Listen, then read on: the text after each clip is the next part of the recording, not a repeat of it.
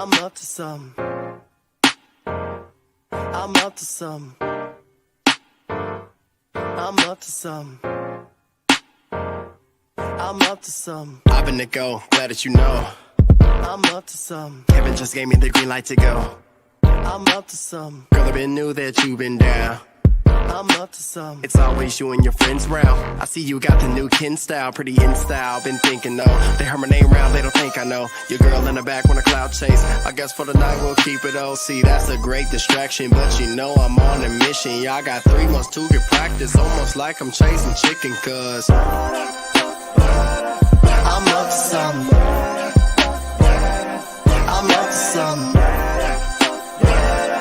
I'm up to some.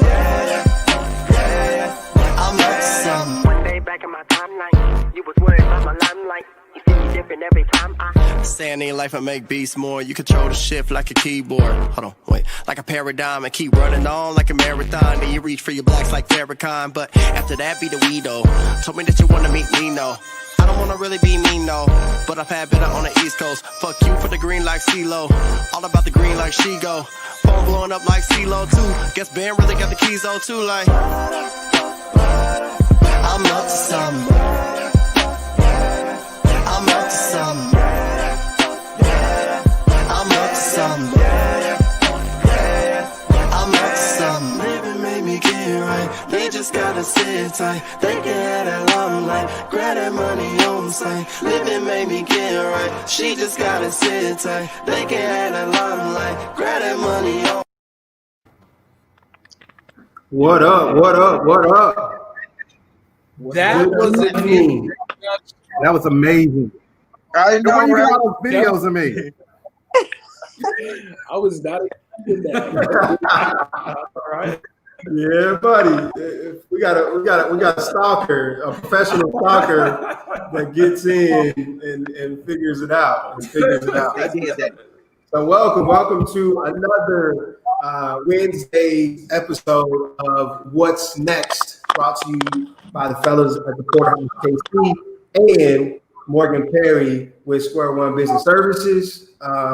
We are excited for this evening's conversation, all about the business of fashion, and we got some heavy hitters with us tonight.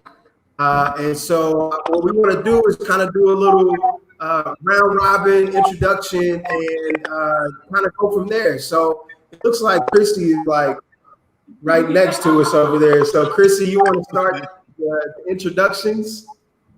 Sure. I go by Chrissy T. That's actually what people call me literally in person, which I think is hilarious, but I love it. So continue to call me that. I had my brand as Kotum Canvas. I'm actually changing that to Luxu. And Okay. I've been designing since I've actually been sewing since I was 14, but I've been in the actual production side for the last 6 years. Oh, no. Welcome. Mr. Travis Kyle. How y'all doing? I'm Travis Cal of Travis Cal Styles.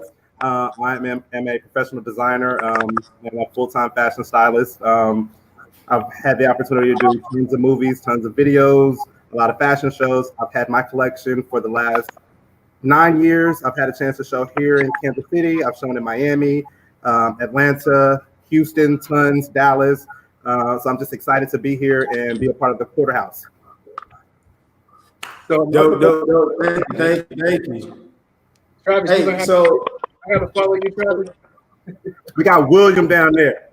Oh, you got William down there. I'm trying to point. Yeah, there we go. We got William hey, down y'all. there.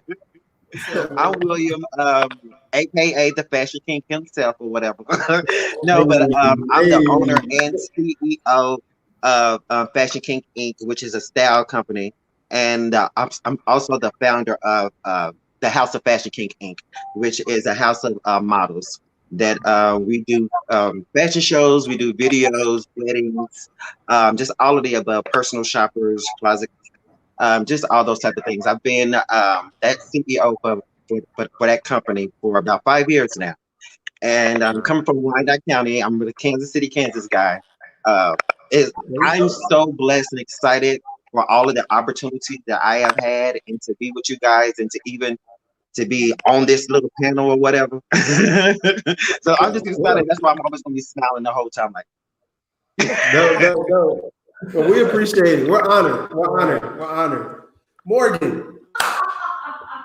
Hey everybody, it's Morgan from the Public Library. We are on the last week of Pair Up with a Pro. So if you have business water and you need to talk to an accountant or you need to talk to a lawyer, now's the time. Email me. We want to get you signed up for that. Awesome. Can you guys hear Morgan pretty good? Yeah, I can hear. yeah. Okay. Good. We're testing some things out over here. All right. Mr. Jordan Williams. Yes. Thank you guys for having me. I'm Jordan Williams. I'm the founder and owner of Keith Cravat. And I have the privilege of making men look good, feel good, and do good. We specialize in custom bow ties. We help you with your whole look, from suits to shoes to everything that will actually require you to look good. So that's what we do at Keith Cravat. So yeah, there's that. Awesome. Thank you for coming. Thank you for being here with us. Well, that's ended. I am Sharon Thompson, the other co-founder of the Porterhouse KC, and I'm just happy to have y'all on our show tonight. Hey man, we try to dress up a little bit for this show. Y'all look good. I can see y'all doing something. I can see y'all doing something good. We felt like we couldn't just wear t-shirts today. You know what I'm saying? So I had to fashion up because I knew you come with it. So I was like, hey, let me throw on a jacket that looked nice. I see Jordan got the background popping. Is that a screen background? Is that a green screen background, or is that? We're in my office. We're in my production office. That's what I'm saying. I knew that. I'm just I wanted you to say that. No. I'm sitting in the office where I do the work at. This is where I get dirty at. This is my trap house. I love it. Hey, really quick, Dan Smith, the other co-founder of the Porterhouse KC, representing an organization created to support entrepreneurs. Sharon, That's awesome. the wifey, Sharon's wife, chimed in. We'll leave that up a little bit so she can flex. What we do, we got to ask the wives. I did the same thing this morning. I was like, babe, what about the jacket? Is this okay? I did a little modeling. I did a little walk and everything. Yeah, you got to flex. Y'all look great. Nobody Y'all look good. So really quick, the folks that are watching, everybody that's watching, tap in with this. Give us an emoji, give us a hi, give us something, give us some energy. This is going to be a great show. We got some great guests. We're going to get into some great questions. But before we get into the questions and the meat and potatoes of the show, we want to go around and do some shout outs really quick. And so basically, we just do shout outs to just throw some love out to folks that are doing some things in the community, people that you just want to recognize and whatnot. And so last week, Sharon was first, and he took literally my whole list of shout outs. So this time, I'm going to go first, my shout outs. Then we'll go to Sharon and go around. I wanted to give a shout out to my wife. Yesterday was her first day of school, official first day of school. And so she's excited. She's a principal at an elementary school. And so they working it out, making things happen. I wanted to shout out to my little brother. He's actually a teacher. He's a middle school teacher, 6th grade. Yesterday was his first day, too. So I want to give him a shout out, give him some love. Shout out to the Kaufman Foundation for the support. Shout out to Chess Inc., our partner organization. I want to shout out Forward City Group. I want to shout out Wilton Wells and Esteemed Village. They're doing some really great things in the community. I want to shout out PlexPod. We're actually live at PlexPod. This says PlexPod right here. If you can't see it, it's real small. But, so we are in PlexPod. So we thank them in their partnership. And also I want to shout out the students of our Porterhouse KC class, our first cohort, which we have one of the guests on. Travis Kyle is in the first cohort. That's what I'm talking about. Yeah. So we're including 9 of that right now. So for my shout outs, what you got? No. I'd like to give a shout out to my wife. For dressing, showing me, I look good tonight. So I'd like to give a shout out to her. All the parents at home with the kids, I'd like to give a shout out to them. And Marlena, I saw she was getting, she had a bride's party. Congratulations on that. And that's it. He took all my shout outs. So I'd like to give a shout out to you guys for coming on the show. Thank you. And y'all can find us on podcasts, on Spotify and all that now. So check us out. This show will be uploaded to Spotify, to Apple Music, and all other platforms that you enjoy podcasting. So you won't be able to see this video, you hear this conversation. And Ron put in some work when it uploaded all that good stuff. So I'm just saying. Yeah, that took a minute. That took a minute. Morgan, you want to go ahead and give your shout outs? Absolutely. Shout out right now to Adiza at Kansas City Public. She's my counterpart in different libraries. We get to work together, and I get to hear her speak to other libraries across the nation about what they're doing. So shout out to librarian Adiza. You guys need some help. She's an awesome art herself. Dope. Great shout out. Jordan, you got any shout outs? Yeah, shout out to the Porterhouse. Everything that you guys are doing, it's really exciting to hear this. I'm really in all of it. This is good. And shout out to everyone that's tuning in. I think this is exciting. Show. So yeah, I'm excited to hear it. Dope. Chrissy, how about you? Oh man, dang, y'all should give me last. I'm just playing. So shout out to everybody. I mean, I know this was a month ago, but I've been seeing like more businesses since the Kansas City People's Choice Awards. I didn't even know half these businesses existed, and it's an opportunity for me, to network and to see who they are. Shout out to them. Shout out to everybody who had anything to do with the Black Lives Matter murals. I love them. I did my own tour, and I'm completely in love with it. I understand it's just a statement. We got more work to do, but shout out to them. Shout out to y'all. Shout out to the Porterhouse, and shout out to my brother, Bam. He has been doing awesome in the music industry, and shout out to him. And of course, shout out to Lauren. I'm gonna shout her out. That's my sister, y'all. That's in the comments. So shout out to her. Y'all didn't know Bam Keith is my brother-in-law and Chrissy is my sister-in-law. Just so y'all know. It's a family affair. It's a family affair. So Lauren in the comments is my sister. That's the one that, she wanted me to say hi. So shout out to her. There you go. All right, Travis, give me some shout outs. So I got a bunch. So I want to give a shout out to the team for Euro Productions for Reverse Ladies Night. If you guys have not come out to the parlor on Thursday night to check it out, it is a dope experience.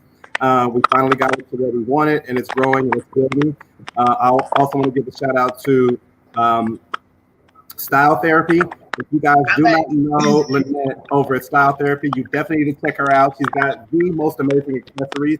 And then I'd also like to give a shout out to all the vendors that have participated with us over the last couple of weeks for our various events. I think through you guys, you have really helped impact our business and also share what it is that we do with an audience that otherwise might not have heard about us. So, and then just also, my last one would be any and everybody who supported what we've been doing over the last couple of weeks. And from Euro Productions, that includes William, we have Marina, we have, just tons of Marshall, Rebecca. It's just a whole crew of us. Joseph Macklin. Like, it's just really a bunch of us that have come together, and we want to have a certain level of excellence with what we do. We want to offer nightlife a different perspective on what it can be versus what it always has been here in Kansas City. So everyone who supported us, thank you. And those who want to support us, we'll be here tomorrow night for the Chiefs game and next week as well. That's all I got. Go Chiefs. Go Chiefs. That was a good shout out. That was a really good shout out. William, what you got? You got some shout outs? Yeah, I just want to just shout out just my family and my friends. My family for sure, because we've been going through like a difficult little time right now, but you know, everything happened for a reason. But we are really, really strong and resilient people, you know what I'm saying? Just how we was bred, you know. So I just want to shout out my family, you know what I'm saying, my dad and my mom for raising us to be so strong. And then to all of my friends and my supporters, everybody that's had been supporting me, you know what I'm saying, throughout these little 5 years or whatever. I mean, that make a brother feel good, you know. So I mean, shout out to everybody who comes up to me like, "Hey, Pastor King," I'm like, "Hey, you know me or whatever." I mean, all of that little stuff makes me feel good. You know what I'm saying? Everybody else been in the game for so long. So shout out to all of my supporters, you know what I'm saying? Of course, my mentors, of course, Aisha and the Michelles and people like that. And shout out to the Porterhouse, man, because y'all wanted me here. You know what I'm saying? So like I said, all of that make me feel good. And shout out to everybody that's on the panel. I had a pleasure to work with Chrissy, Travis, and Jordan. So like I said, I'm the newbie. So it make me feel good to even be here. So shout out to all of y'all or whatever. I guess that's a good segue into this next little piece that we kind of introduced a few weeks back. It's called Flowers, and our intention for that was, we always talk about how hard it is, and then how difficult it is to do the work that you guys do, right? So like Willie, you just said it, like it makes you really feel really good when somebody comes to you and acknowledges you in the game, right? In the industry and what you're putting your blood, sweat, and tears into. And so what we want to do is give you guys flowers from our perspective, because I think everybody on this panel is literally changing the face of what fashion looks like in Kansas City. But not only just fashion, but just business in general, right? Like we followed all of you guys and appreciate and support and love your push and your effort. You guys are inspiring like a whole group of people right behind you. You know what I'm saying? I don't know, you guys probably don't look at it like that, but we do, right? You guys are inspiring a lot of folks, and we just appreciate what you guys are doing. So again, this is our opportunity to give you guys flowers. So we appreciate everything that you guys are doing for the community, for the industry, and like I just said, man, keep your. I gotta get grimy a little bit. Keep your foot on their necks. Keep your foot on their necks. All right. Yeah. Gotta get grimy a little bit. All right. So, that's done. We did the flowers. Now we can get into the questions. So before we get into the questions, I guess, am I missing something? No, you got everything. You sure? I'm pretty sure. I know you wanted to give a Black Lives Matter shout out too for the mural, for the artists that did the murals, because I know Chrissy took that. Yeah. And we didn't get to say it. That's what it's. Do you want to? No, we got it. Thank you, Chris. Thank you, Chrissy. I don't want to miss you. No, it's all good. Okay. All right, cool. So, probably like 10 weeks ago, maybe a little longer than that, we had a guest come on the show. His name is Mike Muse. Mike Muse is a political analyst. He's out of New York. He came on the show and was really gracious enough to just spend some time with us. And he's on my favorite radio show, Sway in the Morning. I listen to every morning. He's the political news analyst for them. And he came on this show. So that was dope, right? But anyway, he does some op-eds for Medium. He's a writer too, and he does some op-eds for Medium. And the last one that he did, or a couple weeks ago, he did one on the black dollar, the black buying power and the black dollar. And then also a trend that he's seeing happen that's kind of strange, right? He's in New York. He goes in Barney, and on the first floor, all he sees is black men, right? He didn't see anybody, no black women, no white men or white women. I mean, it was just all black men. So it kind of threw, kind of put him in a situation where he was trying to figure out what the heck is going on, right? And so then he goes up to the shoe department, and it was the same thing. He saw all black men, right? And so he thought it was just an anomaly, right? It's just something that just happened. But he ended up going to multiple stores, kind of getting similar experiences in these high-end stores, or high-end fashion stores. So he wrote this, and I want to just share a little piece of this, and then we're going to kind of go into the first question. So he said the main floor was filled with almost all black shoppers. On the upper floor, housing men's apparel, same dynamic persisted. And there weren't solo shoppers. They were groups of black men shopping together, advising each other on decisions. He said, I asked the black sales associate if he witnessed similar patterns. And he said, basically, he said, this wasn't the norm. He said, but it's what he calls the coloring of retail. Black shoppers, at least in his own observation, had to keep the store afloat during lean times. And so he wanted to go down into some stats.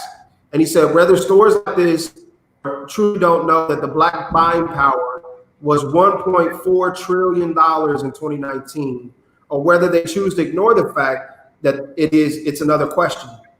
For perspective, that's higher than the gross domestic product of Mexico entirely, and it's projected to grow to 1.8 trillion by 2024, a rate that's outpacing the white buyer substantially. Between 2000 and 2018, black buying power rose 114% compared to an 89% increase in the white buying power. So what does that say to you? That is. We're spending all our money on clothes. I'm telling you. So I wanted to go into what made you guys get into the fashion industry, and in your perspective, why is it a career, and why is it a career? So you guys can all chime in. This is a question for everybody on the panel. So what got you into the industry? Well, for me, just to kind of, before I answer your question, like you were saying about the whole story, I mean, the black dollar has always been, that's not something new. The black dollar has always been the biggest dollar, you know what I'm saying? Whether it's fashion, just buying, you know what I'm saying? Which a lot of people thinks, you know what I'm saying, that we're doing it now just to kind of keep up. But no, that's something that's, I mean, we are people that come from royalty. We always like nice things. So that's just in us like that, to like nice things and want the gold and the diamonds. That's just something that's in us, just cultural. Now, to answer your question, why did I choose to get into the industry? I love the industry. This is something that, I mean, fashion is my passion. This is something that I've always been just driven in. I didn't know how I was going to get into it. I started off in a band, and then I did the whole modeling thing. But I knew that fashion was something that I enjoyed, the whole making somebody feel good with just the clothes. You know what I'm saying? People say clothes don't make the man, but we all know that when we put on that right suit, and for the women, when you put on that right dress, it makes you feel like a total different person. It makes you walk different.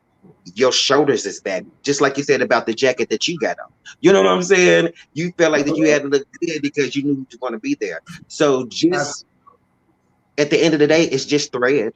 You know what I'm saying? It's just fabric. But just to know that it holds so much weight financially and just physically, you know what I'm saying, how it makes you feel.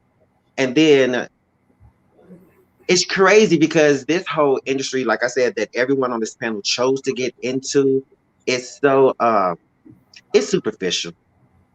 And it's so much BS, and it's so much politics that we as people of color have to deal with, you know what I'm saying, just to get in. I mean, I don't want to get personal, but for me, having to almost hold up to a certain stereotype of what people think that a black male fashion stylist should be or should act is something that, you know what I'm saying, it's still hard for me to deal with. I mean, I've only been in the industry for 5 years, but it's just, I don't know, it's a lot. But in saying all that, I love this industry. You know what I'm saying? Because at the end of the day, I know that just my energy and me being around somebody and telling them what looks good on their body and what looks, you know what I'm saying, this shade is going to change their whole outlook, you know what I'm saying, and just make them feel like a new person. That little small things, you know what I'm saying, I deal with the BS. I deal with all the politics that's involved with being a black male in this industry. You know what I'm saying? So That's just me. Sorry, it's a little long-winded. I'm sorry, y'all, but I'll go ahead and start next. Sure. I joined fashion when I was like 14. I started falling in love with just different things that I would see, like just little minute things, weird things, like watching the Prince of Egypt and wondering, hey, well, how do they do all this back then? And or how do they, just by cartoons sometimes, just looking like, okay, I want to know how they did this. I really want to get into this. Now, of course, I only did one semester in high school of fashion design. I didn't do a whole lot until I got to college. And then, of course, just watching, everybody else and how they would put things together and just watching just the color wheels and all of that. And then another reason, one of my major reasons, especially being in the business for the last 6 years, was when people would say fashion is not art. And that's not true. Not only is fashion art, we depict everything with everybody's life. Like from your military uniforms to the Met Gala. Like fashion is art. We can literally take history and put it on your body. That's art. Like we can do it with fabric. We mold the fabric. We do everything with that. I can take my machine and put, some different type of material to make your shoulders stand up. That's art.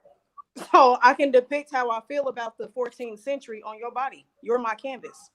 That's why I used to call it Kotum canvas, because it means you're a custom canvas for me. Instead of the canvas that you paint on, I got a body I can put a canvas on. So for me, fashion design was personal, and it helped me to display my art, my emotions, my everything else, and I'm gonna let my fashion talk, and I don't have to talk. I love that. That's how I felt about it. I love it. No, That's a good one.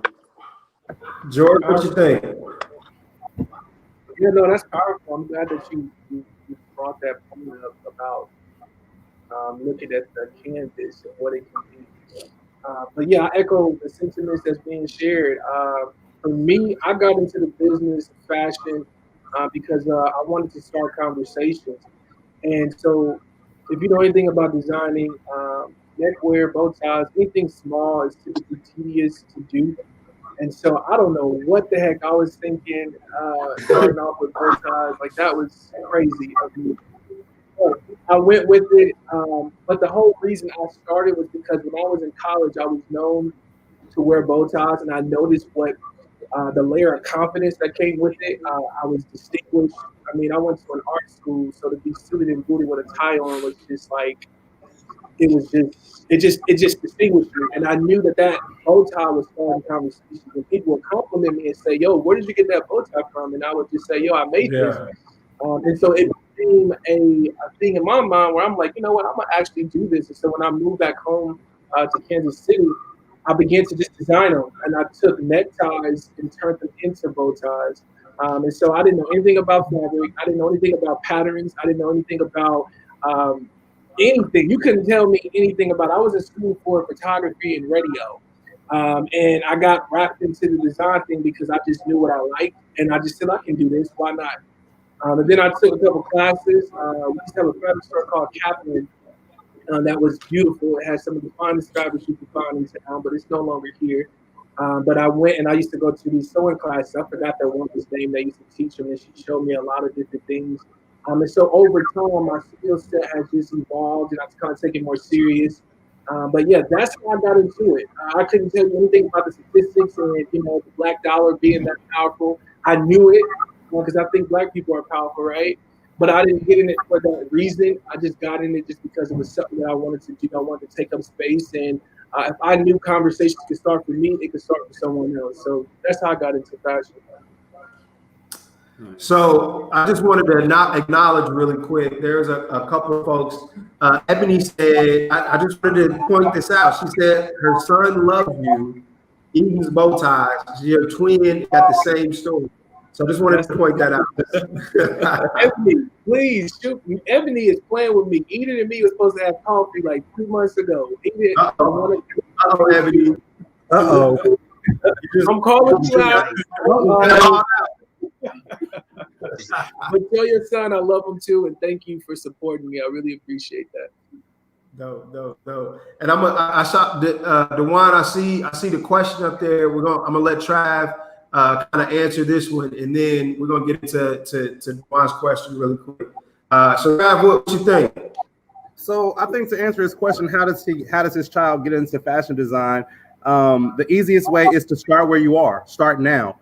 Don't wait. Don't try to figure it out. You don't need any fancy equipment. You just need an idea, a sketchbook, and confidence to say that you are interested in this. I think all of us at some level are self-taught. So we've all gone to school and we've all added on to those skills that we developed on our own.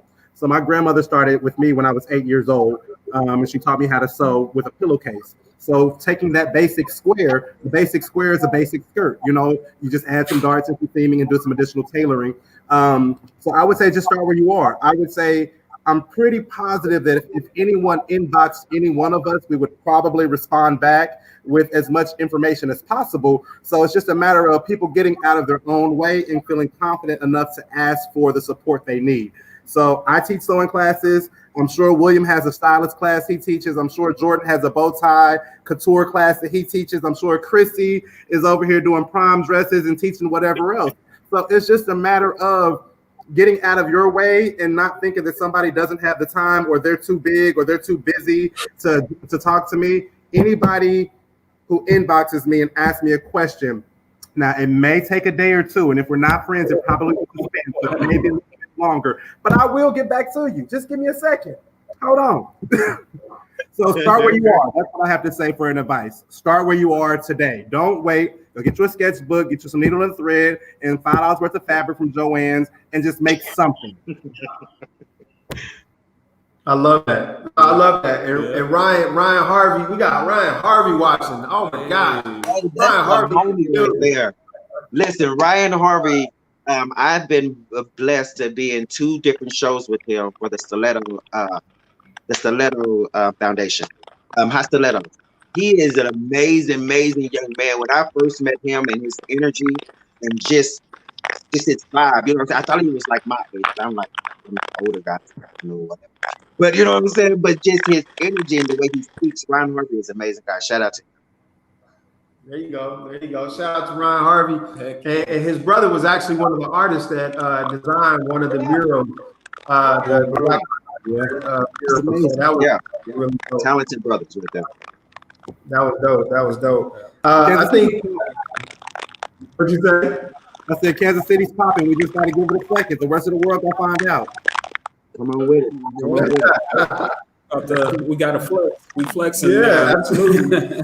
Hey, but Trav, I just wanted to comment on what you said too. Right now, if you didn't feel at any other time that you could DM somebody or you felt intimidated to DM a message or email or call, right now is the best time to do something like that. Like, no question. That's how we got Mike News on this show. I don't know if a while back, I was invited to do Bill Goldberg's podcast. He's the voice of the Kansas City Royals. That started with an email introduction. We had, it's just a lot. It's a lot going on. We had some influencers that was on a previous show that have like over 20,000 followers each. And it was all based on a conversation, I asked. You know what I mean? So I just wanted to throw that out there. Like, it's important that you get through your fear and over your fears and beyond your fears to be able to experience some beautiful stuff on the other side of that. So I just wanted to. I agree with you, Trav.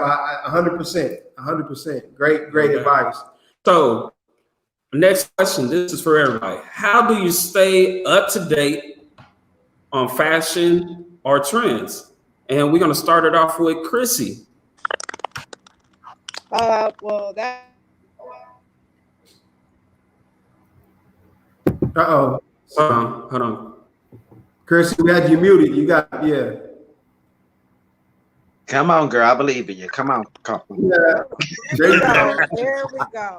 There we go. There we go. I told you, friend. See, I had you. I said, I believe in you, friend. I had your back, girl. I knew you was going to come through. Come on.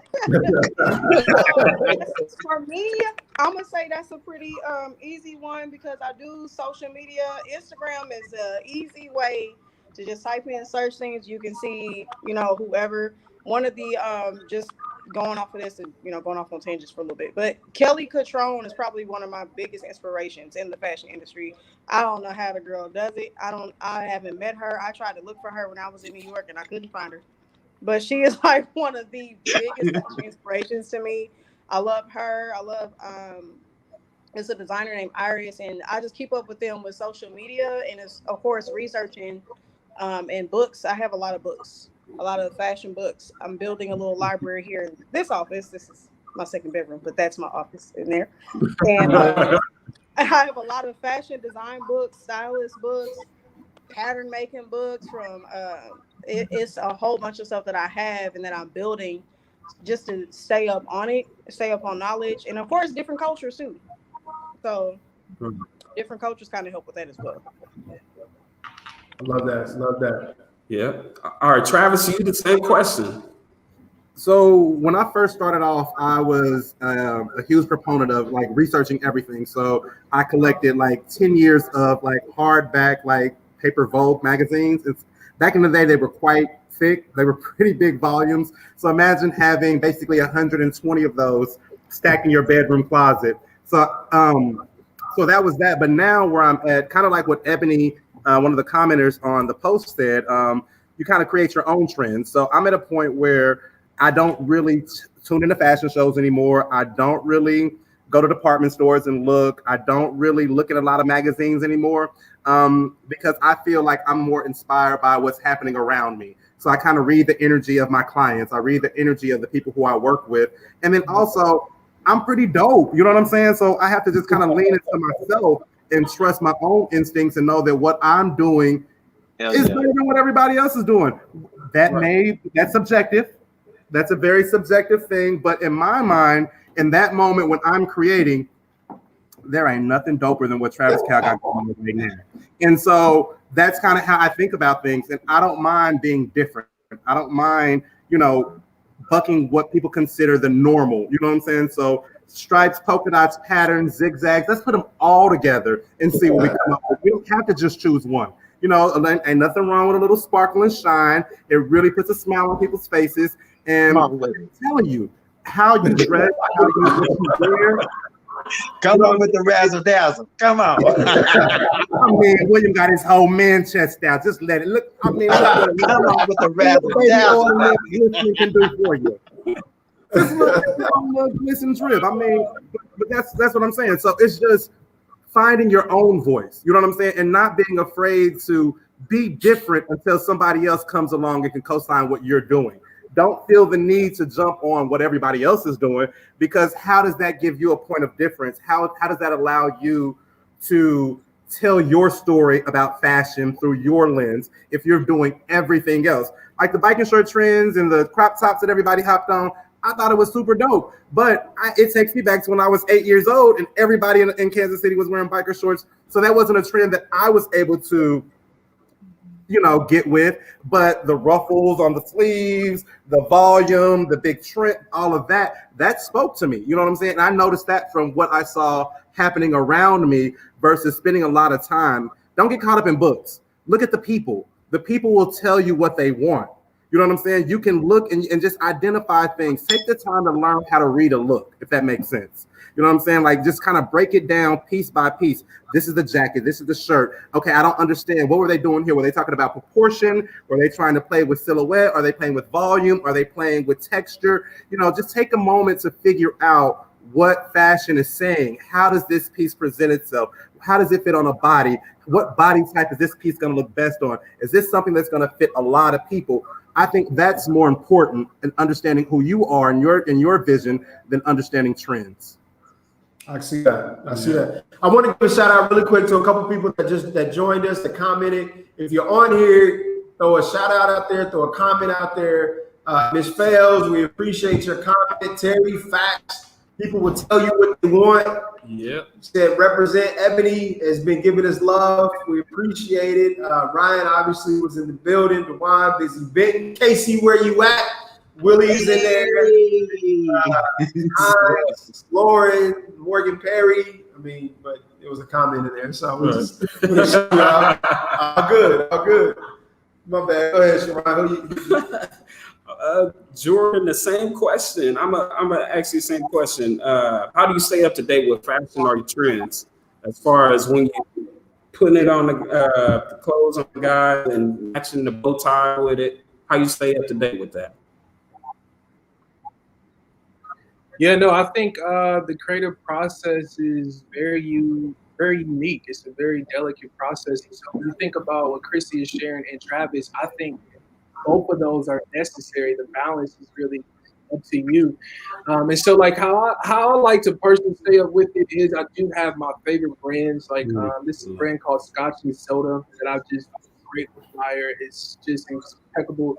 They're couture based out of Amsterdam, so they really are very fashion forward thinkers. I like to do a lot of mixing with blocks and color blocking, print blocking, and things like that.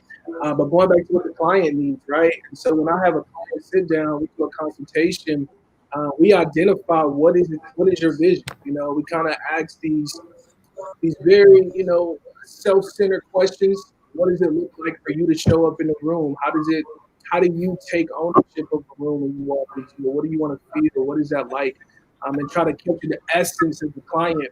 And so, you pull in these different elements, what's trending in the fashion world. Shout out to Pinterest. I think that is a great tool to use for anyone who wants to just kind of create a board for some inspo. But I think just having the overall picture is important. Like, what is it that culture is saying? What does it look like for you to show up in culture and not be, out of style, but in style? So I think it has a lot to do with just to make sure everything. I definitely think that the seasons is a thing you can play off of. I'm so ready for fall. Fall is my favorite season. So I think it depends on, what does that look like? And, I think colors matching your body, doing analysis to make sure every color don't look good on everybody. So I think it's just a matter of just kind of like knowing what works for the client and then go from there based off of what's trending culturally. So does that answer the question? Dope. Yes, absolutely. yes. Absolutely. Hey, my PR person just texted me. Me and Sharon got PR people, aka our wives. And, they text us throughout the show and give us like little things that's going on. So after William, we want to try to get who are some of their favorite designers, like who are some of the people that you guys look up to, like as far as you obviously look at the different trends in fashion, but is Virgil one of the guys, one of the folks that you guys look up to? Is he doing it? I don't know. I'm just asking. I'm just throwing it out there. Travis, don't get me. I saw that expression. He was like, please don't say Virgil. I got you. Favorite shoes? Your favorite? William. Go ahead, William. So which one did you ask me? Wait a minute. Virgil, how do you stay up to date on your fashion or your trends? Well, being the non-designer on the panel, yes, I can sew, but sewing is just not my zhuzh. You know what I'm saying? I mean, I'm a fashion stylist. I look at myself as I look at it as fashion stylist, as almost like we're the architects of trends and style. So the designer, you guys make the clothes and the look. The stylist is the one that kind of come in and kind of give it its own kind of little different kind of twist to it. So as far as keeping up with trends or things like that, like we're the only ones in this industry. There's a beauty school that you can go to do hair. There's a beautician. There's barber college. There's where you can go to learn how to sew. There's Carson's. There's makeup schools. There's no school for us. You know what I'm saying? For fashion stylists, wardrobe stylists. Either you have it or you don't. You know what I'm saying? So that's one of the things that I kind of feel about trends. We don't really look at things like that. We create them. You know what I'm saying? So we're the ones that are responsible for this is how you're going to wear it. This is how you don't ride the wave, we create them. I like that. You know what I'm saying? So we have our own kind of little lane That's why stylist is yeah, I mean, it's just one of those talents that you either had to be blessed with or you don't. Everything is a talent. Not saying that, but I'm just saying you can go to school to perfect your sewing and your hairstyling and your makeup. There's no school for us. You know what I'm saying? So it's like either you know how to deal with it, you know what I'm saying, or get with it. Either you have it or you don't. So the whole trends thing, yeah, that's what we create. You know what I'm saying? We're the architects of that. So we don't keep I up love with it. others. We do. I love it. I love it. I love it. Who's give me two stylists that you follow that do some really dope stuff that you can appreciate. I look at stylists that speak more to me. Jay Bolden is one of the stylists that I think is like amazing. Just like on a personal level, I don't know him on a personal level, anything like that, but his personal style is so similar to mine's. And then the whole his reference of where he go or where he pull from for when he do his I mean, how he style his clients is so much similar to mine's. Everybody have an aesthetic. Every hairstylist, every designer have a certain aesthetic. Yeah, they can do anything, but it's certain things that, like Versace, like Chanel, they have a look. You know that that's a Chanel dress, just certain stitching and certain boning. Same as stylists. My aesthetic is always more of a classic than a ratchet, but we can get a little bit of ratchet, but it's still more of a throwback to class. You know what I'm saying? Everybody got their own lane. I can do like I can't do raunchy, but I can do sex. You know what I'm saying? So as far as me, he's about one of the only kind of stylists that I kind of look to because it reminded me of mine, but on a higher level. So he was somebody that I looked at that could be me going to the next level. Not saying that that's only going to be me or I can't I'm past his level. I'm just saying, as far as aesthetic wise and just the branding wise, Jay Bolden to me is one of my top. No, love that. Let's go reverse. Jordan, what do you think? I gotta say, the guy who owns Pyre Moss, I believe it's Kirby Jean Raymond. He is so fire to me. I just got introduced to him maybe like last couple of years, but his brand, he's a beast. I like repeat him. that again. His name is, I believe, Kirby Jean Raymond. I believe he owns, his label is Pyre Moss. Pyre Moss, Pyre Moss. I snuck into his show in New York. Yeah, that was dope. I snuck into his unapologetic. Oh, you were there. Like, Dope. I saw. Hey, I don't know if you guys did the Quibi. You know when Quibi came out, the little app, the web app or something like that on your phone. It was like small clips. They had this show that Lena Waithe hosted, and Pierre Moss was one of the highlighted designers that she interviewed, and so she talked to him in depth, and he took her around and showed her like the studio. Jordan, didn't I send you? I sent you that link Video to that show. Yeah, that show. Yep, with Virgil. I remember catching that. He's so cold. He's so dope. I love him. Yeah, I love Pyre Moss. Absolutely. All right, and then I have another question. What do you think of the complex that Black people want to buy designer clothes to look good, but half of those designers don't mess with them? And that's for Travis. What you think about the designers that don't really mess with us? I'm gonna tell you straight like this. I'm gonna buy what I want when I want to buy it because that's what most reflects who I am. You know, there's gonna be a story with every brand and with every person, and there's gonna be something that's not gonna resonate, that's not gonna fall right.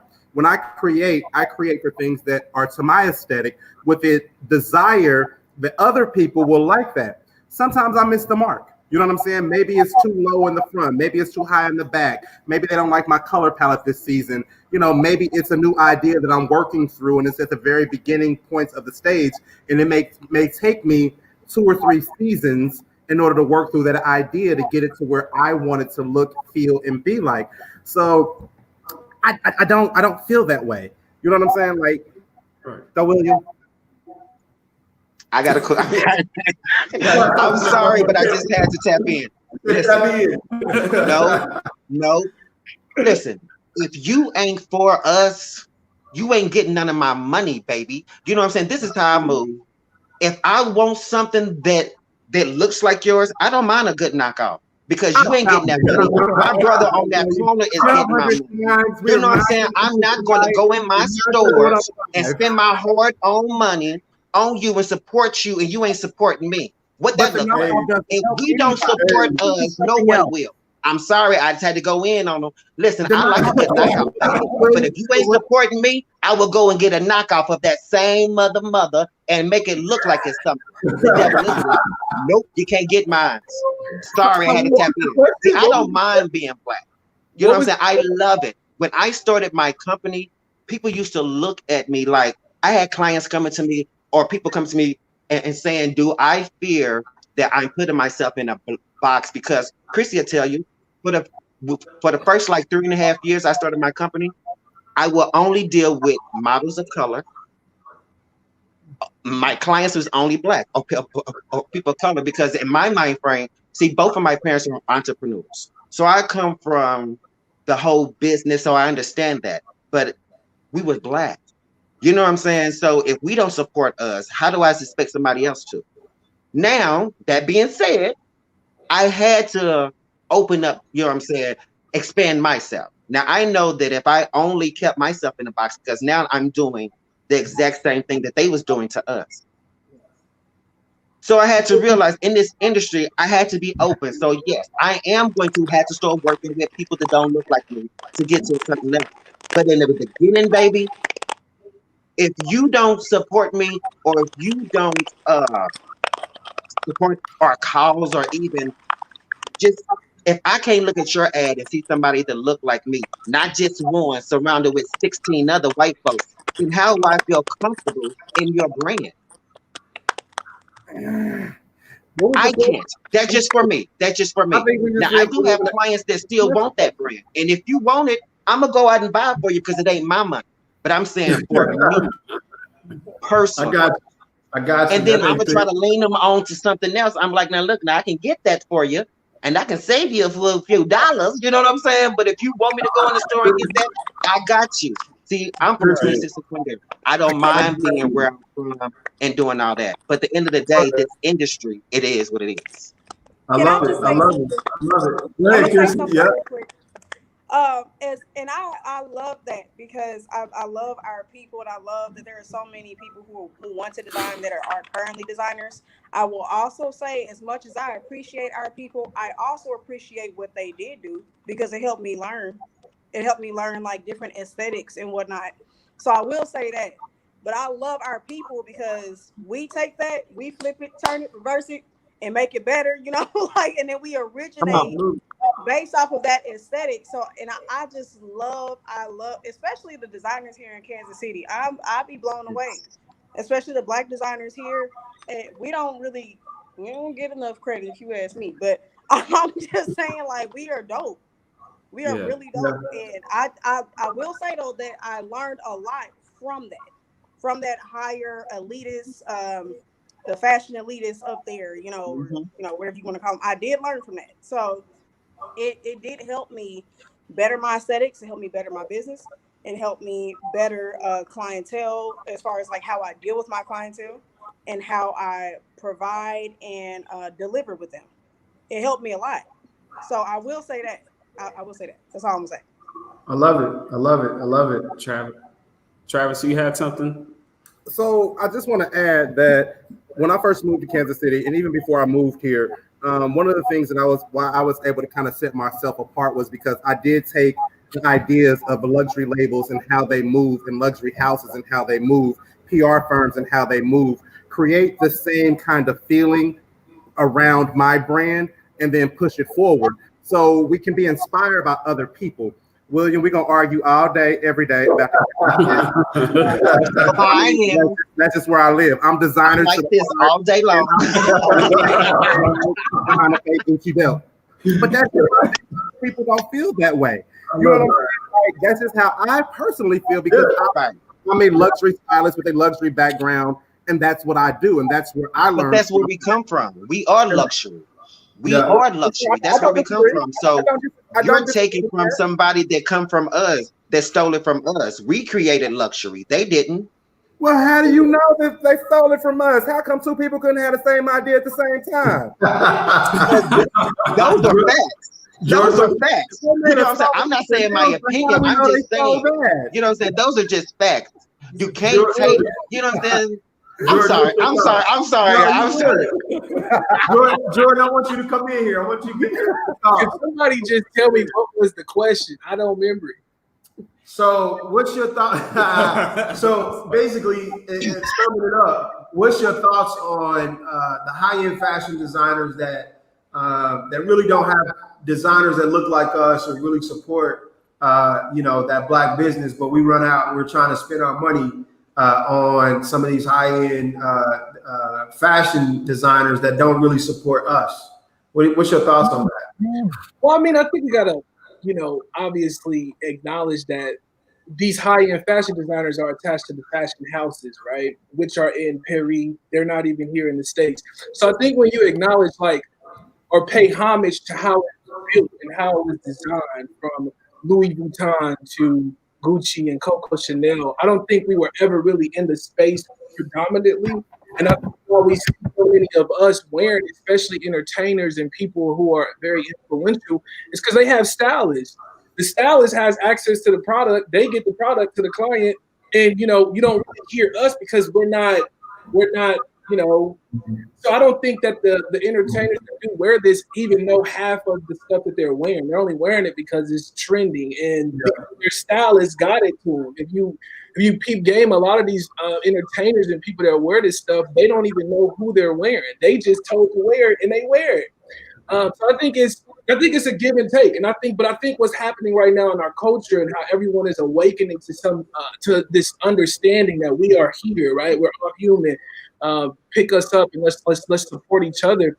I think you're going to see a shift where people are not going to just depend on the stylist. They're going to want information. They want to seek it out. So I think it's changing, but I think I believe the reason why we acknowledge and honor the Gucci's, the Louis Vuitton is because it is the fashion house. It's our inspiration. Dapper Dan, he was killing it when he started remaking and redesigning Gucci. And I believe they gave him his own line, and it's in Harlem. But he took what Gucci had already started and made it just times 10. No one never saw Gucci in that light. And if he would have never did that, I don't know if Gucci would be as popular as it is today. Probably not. But how long did it take Gucci to even acknowledge him for doing what he did? Yeah. Was it Gucci acknowledging him, or was it a mainstream press? They acknowledged him. The mainstream press. No, I'm not talking about the mainstream press acknowledged him, and he was always be dope. I'm just saying, because we came in the Dapper Dan just got that store down in Harlem that Jordan is talking about. You know what I'm saying? Gucci just really acknowledged him now as being who he is. You know what I'm saying? But that's why I said we got to support us. You know what I'm saying? But you know what? He was Dapper Dan before Gucci gave him his store. That's all I'm saying. And what's dope about that is it's not just about the Gucci, right? It's about the pattern print, right? Come on. That's all it is. With the all over signature patterns, but now you see Champion got a signature pattern, Tommy got signature pattern, all these other folks, and they from that element. So I know Morgan's over there itching. She got a question for y'all, and I want to get to this question. Morgan been over here waiting patiently for this thing. It's ready. So let's get into Morgan's question. Okay, let's talk a little business. So we've been having a fantastic time with you all, and I don't know about everybody else, but I'm in love with Kansas City fashion now. But how do you all make a living? So my question for you is a three-part. First, what does business ownership look like in the fashion world? Does it look different than owning an auto body shop? What's different about it? Second, do you get to be selective who you work with? I feel like we know this answer, but anyway. And then third, how do you make money when you're starting out as a designer or a stylist? So three-parter, what does business ownership look like in the fashion world? Two, can you be selective who you work with? And three, how do you make money when you're starting out? Business ownership in the fashion world. You see, I got this hat on and this sweater.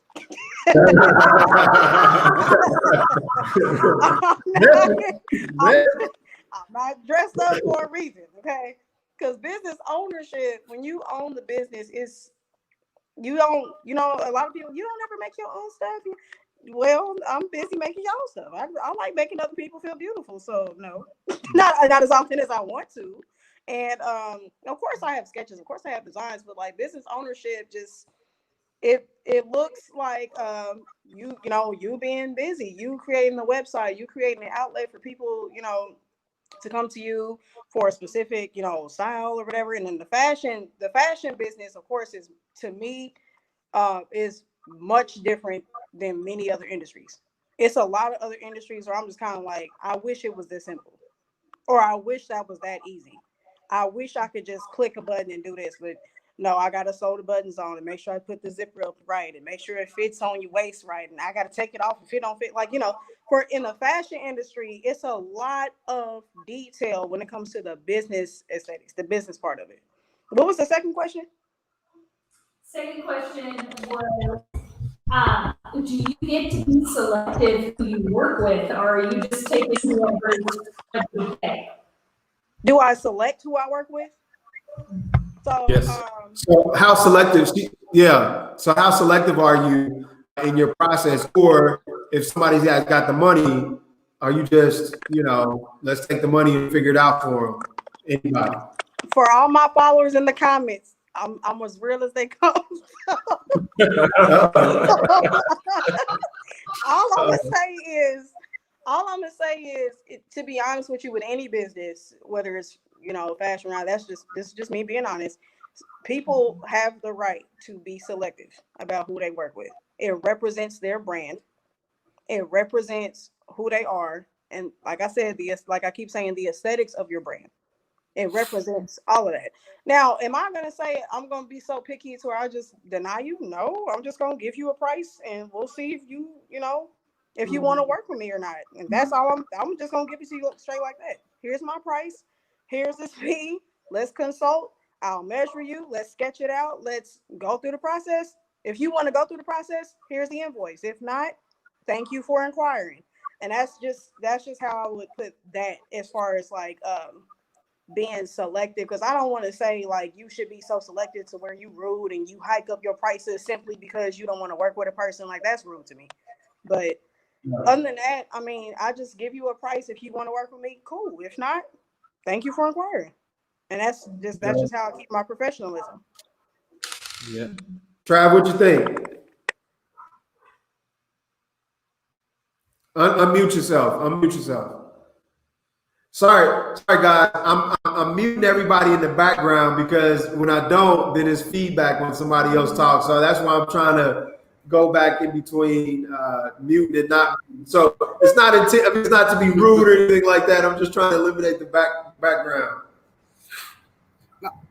To Chrissy's point, I think that you can absolutely be selective with your customers because everybody is not a customer for everybody. So my product is designed the way that it's designed with an aesthetic that it's designed for. Now, if I have somebody who wants to buy into the idea and they may or may not be my ideal customer, I'm not saying no to the money. I mean, who does that? You know what I'm saying? I may have to make some, but on the flip side, by me being fluid in that way, it allows me to see something that maybe I didn't know as a designer that I wanted to add to my collection, or work with a customer that I didn't know that I needed, or have access to a community of people. You know what I'm saying? Because sometimes it's about finding the right pocket, because we're all really chasing the next design. So if like, I don't know about everybody else, but I don't have a full-time job.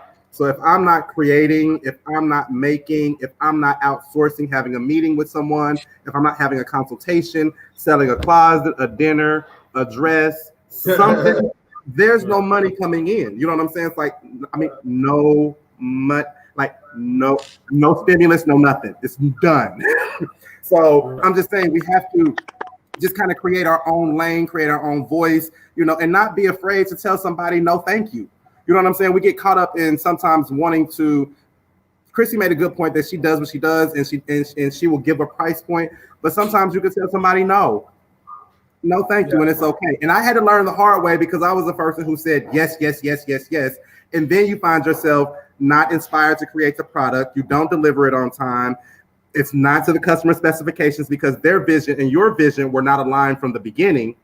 You know what I'm saying? So it makes it harder for you to fight back from that. So sometimes in that consultation, you have to say, I really need this $400 for my rent, but I really need my peace of mind more. Yeah, I get it. Hey, real quick, I want to shout out. It looks like Lanisha Frazier's in the building. Bliss Books and Wine is in the building. Hey. That's one of our cohort members as well. Travis's cohort member. You know what I mean? Representing. So let's keep that going. What Jordan, what you think? Yeah, I think everything he said was pretty spot on, and Chrissy. I guess when I think about ownership, I think it is a lot of responsibilities because when you're in the fashion business, you are offering a product and a service, and so most companies, going back to Chrissy's point, you just have one or the other, right? You just got either product, you got service. But when you are actually like hands-on, you're designing, you're developing, and then you're marketing, you're doing operations, you're working on your social media. I mean, it could be a lot. It really can. It can be challenging. And so I think, having the right help is important. Thank God for people who are into sewing. I hate sewing. That is not what God has called me to. That I could work with, that's amazing. That talent and that gift is so important to the whole design process.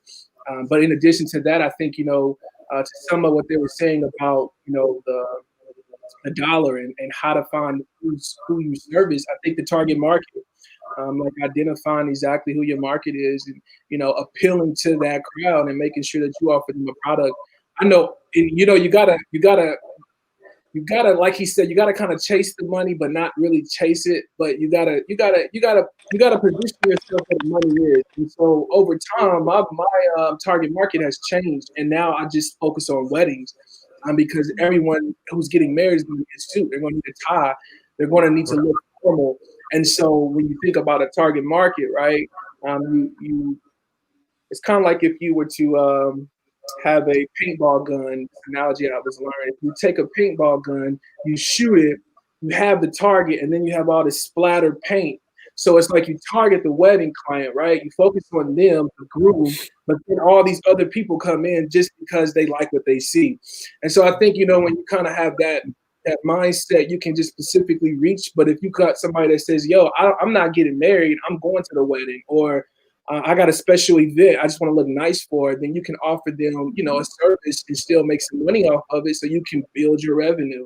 I'm a full-time entrepreneur like Travis, so those are critical, decisions you got to make. And we've been in a pandemic, ain't that many social events going on. So, you got to figure this thing out. And it's a lot. It's definitely a lot to be in the fashion business, especially when, investors and people don't value it, but fail to realize that they wear clothes every day. It's kind of like, everyone goes after the tech dollars and, how can I be more innovative?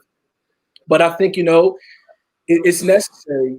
Clothes are so important, and it's people that need it and want it. So, yeah, I think that answers the question that Morgan asked. Yeah. So. Yeah, See, for absolutely. us, creativity is not a job; it's something that you gifted with. So I can't just get paid just off of creativity. This is a gift that I'm giving back to somebody else. So this is a gift that I didn't ask for, but I'm gonna work on it and I'm gonna give it back to God, and I'm gonna work. I'm gonna keep working based off of that. It's a gift, and I love that about designers and anybody in the any artist industry, because it's a gift. So when I have to give that gift back, that's when I'm like, oh, I get excited. I get, but like Travis said, you can't say yes to everything. You don't get too excited. You're going worn out, and then your brain starts shifting. You can't think. You think about bills, and you think about this, and then you think about this dress. Oh shoot, I forgot about this bubble coat. Like, you think about stuff like that. and you have to maintain that creativity. And the way to do that is to keep that business flowing. Make sure you always reset yourself every day. We still have to find the time for us. So yeah. Good points. William, what you think? About which question? about that money question. Trying to figure it out. Have you figured out how to or do you feel like you have to like you said, chase that dollar, or are you able to be more selective and things come like on. that? We are business people. Absolutely. You know what I'm saying? So just starting off, just having that mindset, it's not about chasing the dollar, it's about following that dollar. And because we are creators, you know what I'm saying? So, but it's all about business at the end of the day. But they had to be smart business people. Now let's keep it 100. In the beginning, who can choose who, you know what I'm saying, who they want to work with? You happy to have anybody knocking at your door and asking you to do something for them. At least I was, you know what I'm saying? My first year and a half, I wasn't denying anybody. You know what I'm saying? If you wanted me to style you, even to this day, when people hit me up and ask me to style them, I get that feeling inside like, oh my God, y'all want me? You know what I'm saying? Y'all chose me. It's just because you had other options. So that's why my customer service is such on a high level, because I appreciate that.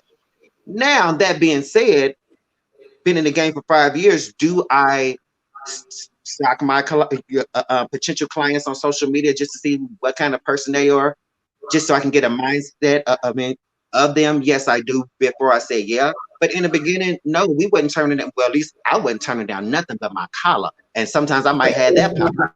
You know what I'm saying? Sometimes I might have that popped up, depending on, you know what I'm saying, where I was. Because this is a business. But now I've had my business for a while, and now that I'm a brand, yes, I can be more selective. But at the end of the day, I'm that guy that works with people's budget. You know what I'm saying? I have a certain, this is my starting point. But if someone reaches out to me, especially my high school students around prom and things like that, my prices varies because I know that your mother probably don't have this, but she wants you to look like this.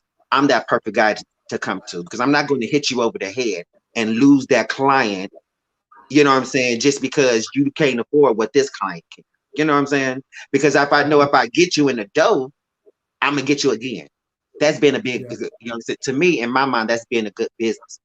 So I don't know. I just moved kind of different. So no, I ain't chasing the bag. Morgan, what was your yeah, I agree. Morgan, what was the third question? Because I think we answered the first two, but I don't remember the third question. Oh, the third question. How do you make money when you're starting out in this business? Like, do you need that part-time job when you're starting out? Or is there particular kind of things that designers and stylists fall back on in that first year? Oh. Now, if we're going to keep it totally 100, hold on, Chrissy. If we're going to keep it totally 100, I still got a 4-time job. I don't know about nobody else, because I'm a stylist. I can't, you know what I'm saying? I don't make clothes. So just to be realistic, when I have my clients, like I've been working for Strange Music for the last 3.5 years. I've been their head stylist, you know what I'm saying? Andy McNear, you know what I'm saying, brought me into that. So, but those clients, they don't come every day for me. But when they come hard. You know what I'm saying? I can have a client every day for 4 months. You know what I'm saying? And it's Gucci. But then for that other 6 or 7 months, I don't have nobody. You know what I'm saying? So for me, I still have to be a realist and still have to have that everyday money coming in. You know what I'm saying? Even though my client, but I've been blessed to have jobs that are very lenient, very working with my schedule. You know what I'm saying? I work from home sometimes, you know, so I've been blessed to find jobs that can work with my schedule. But I still have to have my part-time job. I mean, bills don't stop coming. Clients, man. Chrissy, what were you gonna say? I make clothes, and I've been having a full-time job since I started this. Talk about it. Every year. I mean, for the last 6 years, because I mean, to be honest with you, I just had to realize, I wanted to start off doing that anyway, because I used that to start this business. Get my sewing machines. As a matter of fact, there was a sewing machine my mom had got me, and I remember when I first started, and she was like, "You have not used that sewing machine. You have not picked it up." She had bought it for me 2 years prior before I even started. And I'm like, "Mom, you know, I don't know. It's a 1-bedroom. I don't have no room for it." And she was like, "You better make room." Like she kept telling me to make room, and I'm like, "Okay, let me just pick it up." I started altering stuff. And then one day somebody came to me, and the way I started dresses was somebody came to me. It was a friend of mine who moved to Texas. And she said, "I want you to make a dress." I said, "Girl, I don't know how to do that. You don't want me to make it. You want somebody else to make it." And she was like, "No, I want you to make my dress." And that's literally how I started dresses. Literally the next year I was doing prom dresses, and I started off with 16 dresses within the first year. So it just started off of me just taking that money from my job, investing it in the things that I needed for this business. And that's when I started doing a lot more studying about it. And I'm like, dang, this is no joke. Like the fashion industry is not a joke. It's not a game. And that's how I did that, honestly. And I continue using money from that. So now I can reinvest and get that back and continue building more. Because in order to make money, someone told me to make money, you got to spend money. So Talk about it, I was Chris. like, okay, well, I'm gonna be broke. I'm gonna be hurting, but it's cool. I'm just playing. But you know, I'm like, I'm gonna be cool. So I had to spend that money on the big stuff so my stuff could be accurate, so my aesthetics could be great, so it could look professional, and my clients could be happy. And that's basically how money was tie in for me. Dope. And I think, are we going to the next question? Or we Go going to ahead, answer this? I think for me personally, when I got into the business, I think it's really a matter of using the resources, like really taking a step and like reflecting on what do you have access to right now that can get you what you want. And when I started my company, I had no money. I literally dropped out of college. I was living in Chicago. I couldn't afford school anymore, so I came back home. And so when I came home, it was like, all right, I'm back to square one. What the hell am I going to do in this season of my life? And so I literally no money. I did have a brain though. I did have some ideas, right? I do have this idea of how do I struggle through this? I mean, how do I come out of this struggle? And so what I did was I had about maybe a couple dollars in my pocket, literally. I know I had $10 at the time. I went to Savers, a secondhand store, and I told them that I need neckties so I can actually turn them into bow ties. And so when I actually talked to them, you got to negotiate, again, resources. So I was like, let me talk to your manager. The manager came out and he was just like, oh man, we got like tons of boxes of neckties in the back. And I was like, okay, well, all I got is $10. Well, what's up? And they sent out a whole box of neckties and they rung me up for like $9 because it was taxes, right? And so I actually walked away with some change. And then living in my mom's house at the time, right? Mom has everything. I went through her stuff, went through her closet. She had a little hand sewing kit. I had my iPhone. Shout out to YouTube. I went on there to learn how to hand sew. I went to the dollar store and I got a hot glue gun from Dollar Tree, or what have you. Got a hot glue gun, got some hot glue, got some Velcro from like Hobby Lobby. And I literally started making these bow ties. Now, keep in mind, I had a hot glue Velcro bow tie.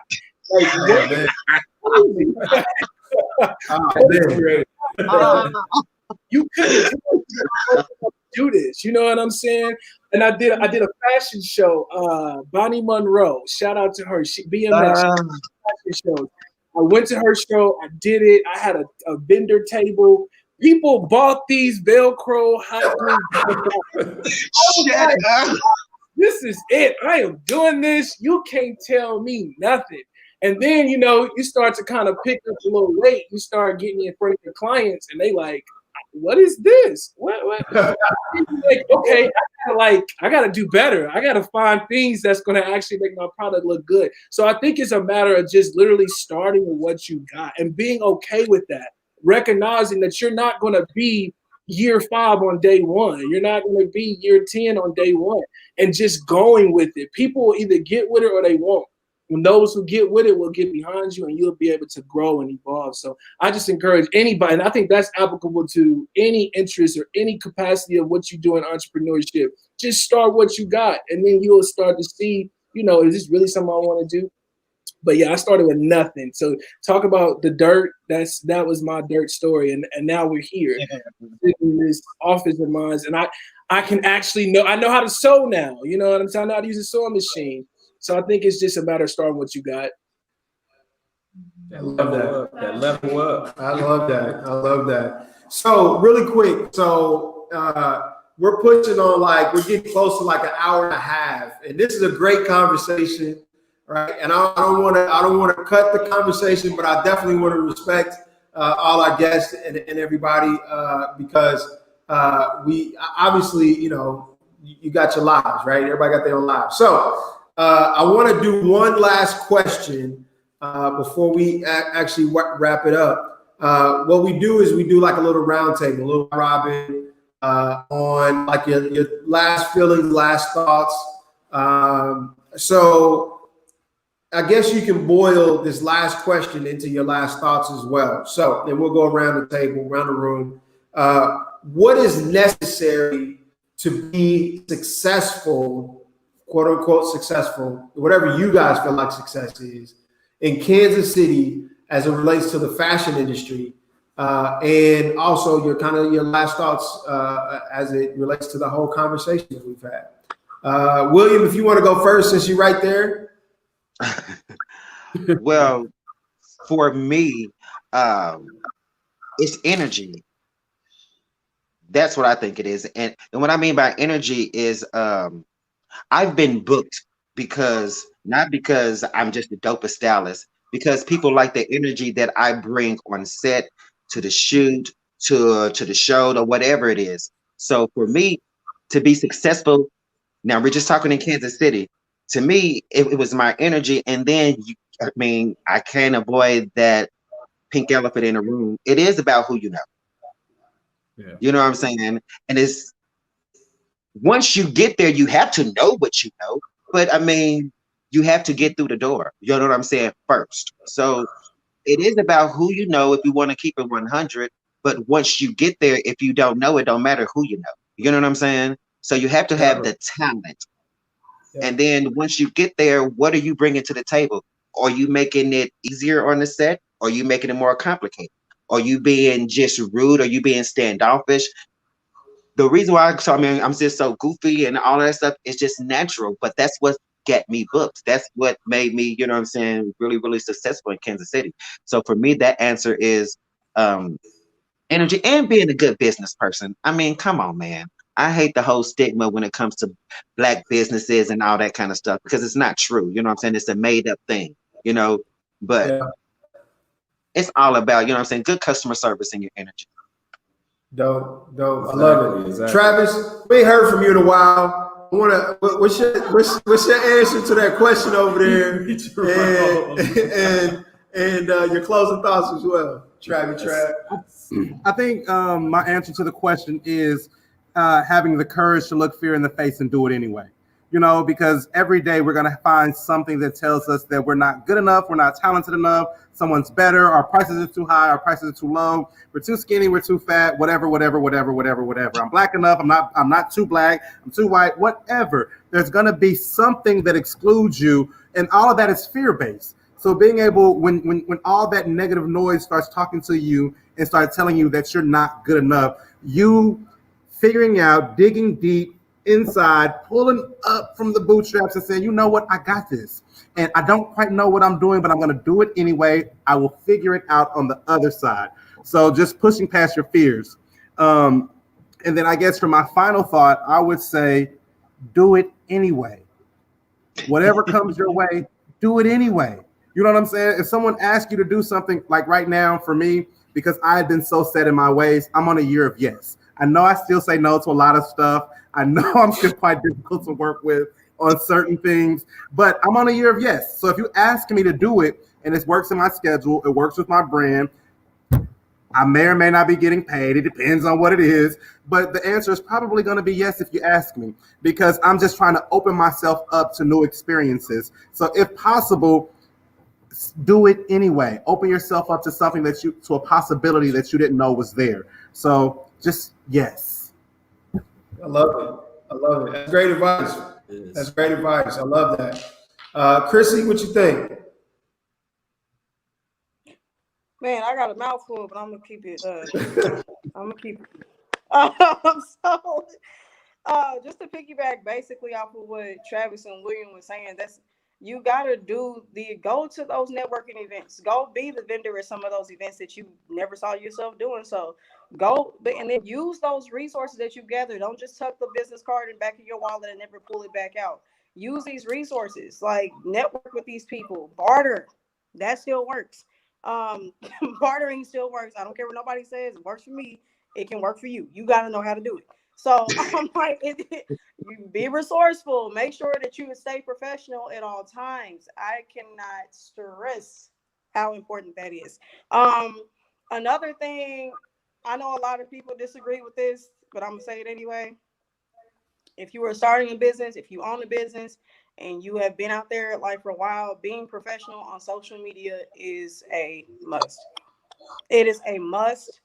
It is a thing. It is a thing. There are people who will not work with you based off the things that you post.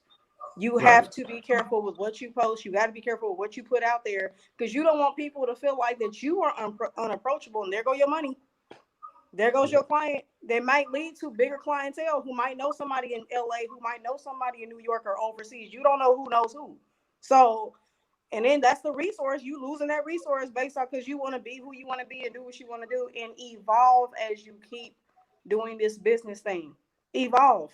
Learn to grow. It's okay to grow. Growth hurts sometimes, but it's okay. I've been short all my life, but I'm big. Yeah. There you go. There you go. Love it. Love it. Quick shout out to Linda. Linda was score tapped in with us. She's watching. Represent. Linda is doing some great things over at Score, and so we appreciate you tapping in with us. Jordan.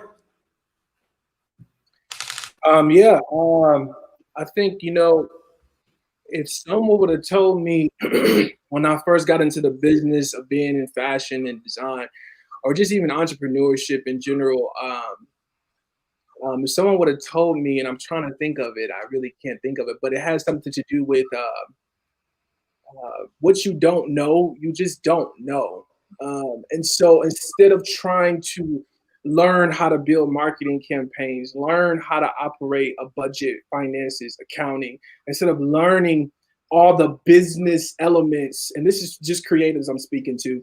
When you're just a creative, focus on that. Like if you could potentially find people who do what you don't know how to do well, I think you would be so much more successful. You would see like just everything just streamline it. And now you're not carrying the weight of the entire business. And I think that's something that I personally struggle with. I got into it just being creative. And I feel like over time, my mind has shifted tremendously, because I felt like if I didn't have my ducks in a row, then I wasn't performing well. But in all reality, I just wanted to create dope stuff. That's really what it came down to. And so I think we can lose sight once we get our hands and our minds on everything but the creation, but the focus, the art.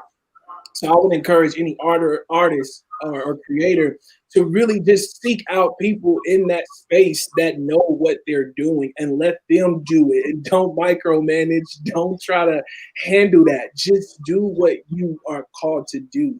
I think that is something I wish I would have known. But me being a micromanager, no, I got this. I don't trust you. Me having all of these, fears and doubts and not thinking that people are for me, people are against me. And I got to do it myself, and I got to be on my own mentality. That's all a lie. It's just one big lie. just trust bond people.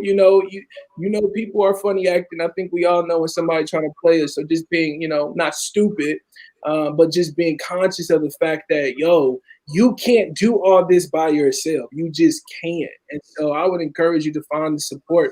And there is tons. The Porterhouse KC, that's a resource right there. There's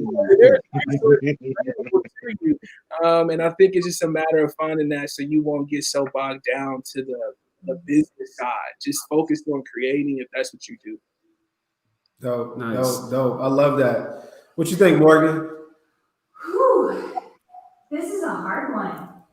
But I really like what Jordan said about let the people who are the experts do those things for you. so you don't hurt the parts of your brain that allow you to do this thing. And I think that creatives and makers don't hear that enough. I heard someone in a mentorship class a couple of weeks ago say, I had an accountant before I could afford to have an accountant. Yeah. And that's what allowed me to build capacity.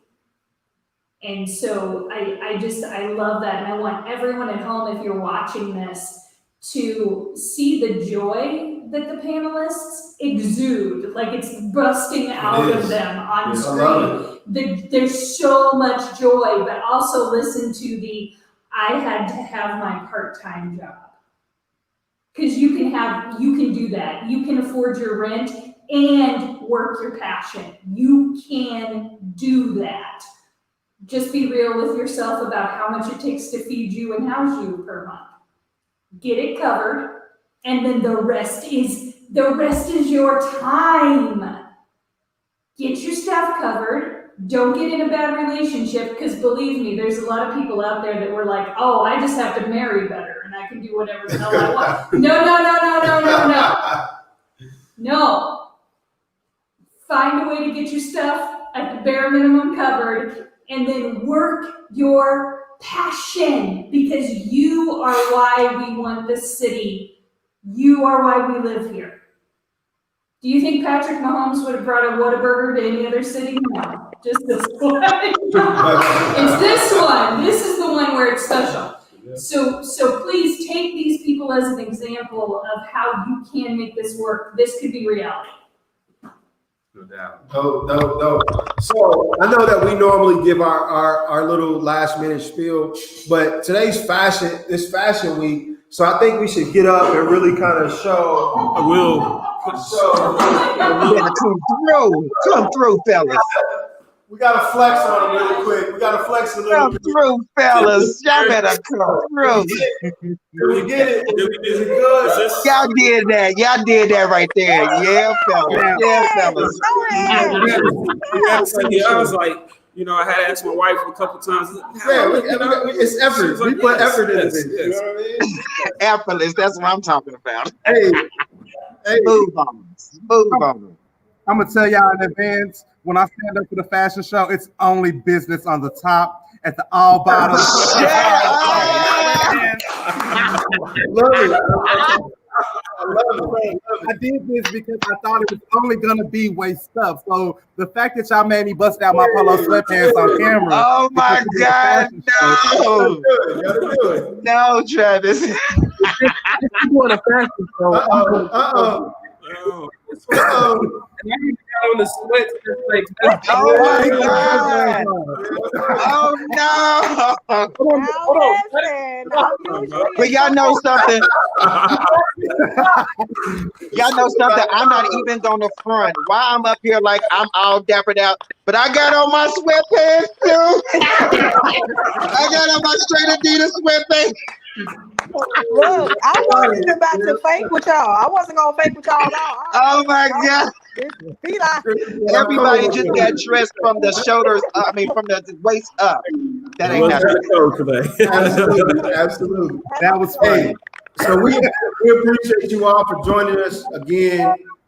You guys are phenomenal, man. You're changing the lane, changing what fashion and business looks like for Black and brown kids, young people coming behind you. You're inspirational. It's definitely inspiring. Your stories are inspiring. I'm just glad that we had a platform to help get those stories out there, because it's necessary and it's needed. Next week, we're actually talking tech, and we got 4 or 5 tech Black men that are in tech that are from Kansas City. And so we're going to really dive into what that actually means and what that looks like. And we're going to break all that stuff down. So we're excited for next week's show. Yeah. But anything? Hey, I would have to bring up, my wife make me watch Devil Wears Prada. So I have to because that's like one of the fashion mogul movies to me. Wait. Anna Winter was the fashion mogul. Okay, I'm not even gonna lie. Okay, Hey. Lauren, shout out to you for making him watch that because she made me watch it with her and Mama a couple times. See, that's what I'm saying. But no, I'd like to thank everybody on this panel. Thank you for being on our show, man. We are very, very grateful. You know, Porterhouse KC, Square One, Plex Pod. Dan, you got any last words? I think that's it for me. I think that is the end of this show. I'm gonna try to transition this real smooth to be the ending because sometimes we get a little choppy. So that's it. Till next week. You gotta strike that pose. Strike that pose. Strike that pose. What's that? This is the culture. The culture. Fashion is in the culture.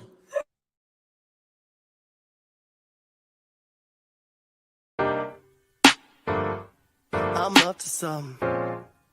I'm up to something. I'm up to something. I'm up to something. I've been to go, glad that you know. I'm up to something. Kevin just gave me the green light to go. I'm up to something. Girl, I been knew that you been down. I'm up to something. It's always you and your friends round. I see you got the new kin style, pretty in style. Been thinking though, they heard my name round, they don't think I know. Your girl in the back when a cloud chase. I guess for the night we'll keep it OC. That's a great distraction, but you know I'm on a mission. Yeah, I got 3 months to get practice, almost like I'm chasing chicken. Cause I'm up to something. I'm up to something. I'm up to something. One day back in my timeline, you was worried about my limelight. You see me different every time I stay in life and make beats more. You control the shift like a keyboard. Hold on, wait, like a paradigm and keep running on like a marathon. Then you reach for your blacks like Farrakhan. But after that be the weedo. Told me that you wanna meet me, no. I don't wanna really be mean, no. But I've had better on the East Coast. Fuck you for the green like CeeLo. All about the green like she go. Phone blowing up like CeeLo too. Guess Ben really got the keys though too, like I'm up to something. I'm up to something. I'm up to something. I'm up to something. Living made me get right. They just gotta sit tight. They can have that limelight. Grab that money on sight. Living made me get right. She just gotta sit tight. They can have that limelight. Grab that money on